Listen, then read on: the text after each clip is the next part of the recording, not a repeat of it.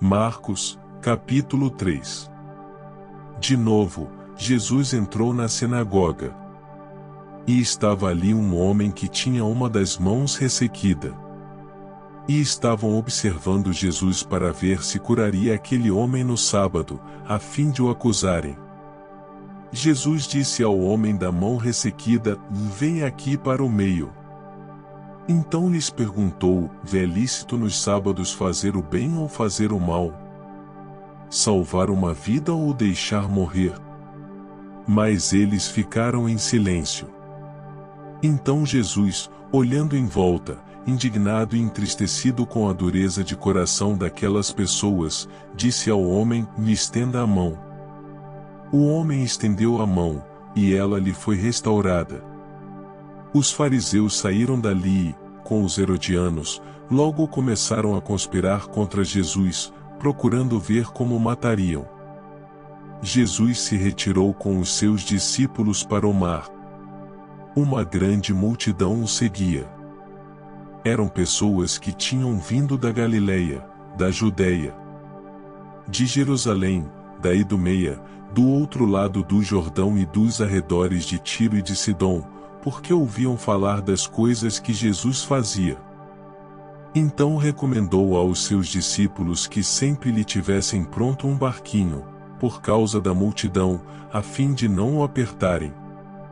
Pois curava muitas pessoas, de modo que todos os que tinham alguma enfermidade se esforçavam para chegar perto, a fim de poderem tocar nele. Também os espíritos imundos, quando o viam, prostravam-se diante dele e gritavam: "Você é o Filho de Deus." Mas Jesus lhes advertia severamente que não o expusessem à publicidade. Depois, Jesus subiu ao monte e chamou os que ele quis, e vieram para junto dele.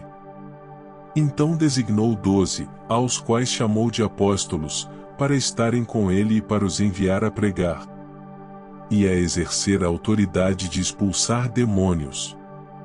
Eis os 12 que designou: Simão, a quem acrescentou o nome de Pedro, Tiago, filho de Zebedeu, e João, irmão de Tiago, aos quais deu o nome de Boanerges, que quer dizer o filhos do trovão, André, Filipe, Bartolomeu, Mateus e Tomé, Tiago, filho de Alfeu, Tadeu, o Simão, o Zelote, e Judas Iscariotes, que foi quem o traiu.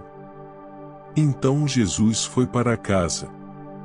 E outra vez se ajuntou uma multidão, de tal modo que nem podiam comer.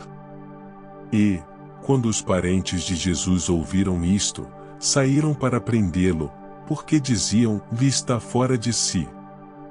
Os escribas, que tinham vindo de Jerusalém, diziam: "Ele está possuído de Beelzebu. Ele expulsa os demônios pelo poder do maioral dos demônios." Então, convocando-os, Jesus lhes disse, por meio de parábolas: "Como pode Satanás expulsar Satanás? Se um reino estiver dividido contra si mesmo, tal reino não pode subsistir.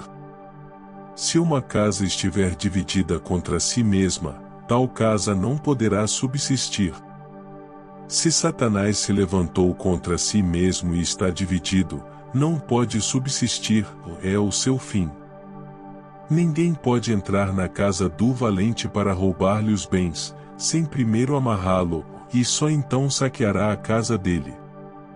Em verdade lhes digo que tudo será perdoado aos filhos dos homens, os pecados e as blasfêmias que proferirem. Mas aquele que blasfemar contra o Espírito Santo nunca terá perdão, visto que é réu de pecado eterno. Jesus disse isto porque diziam: "Está possuído de um espírito imundo."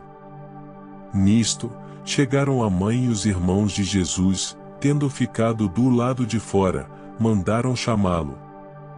Muita gente estava sentada ao redor de Jesus, e alguns lhe disseram: "Olhe, a sua mãe, os seus irmãos e as suas irmãs estão lá fora, procurando o Senhor." Então Jesus perguntou: "Quem é a minha mãe e quem são os meus irmãos?" E, olhando em volta para os que estavam sentados ao seu redor, disse: Eis minha mãe e meus irmãos.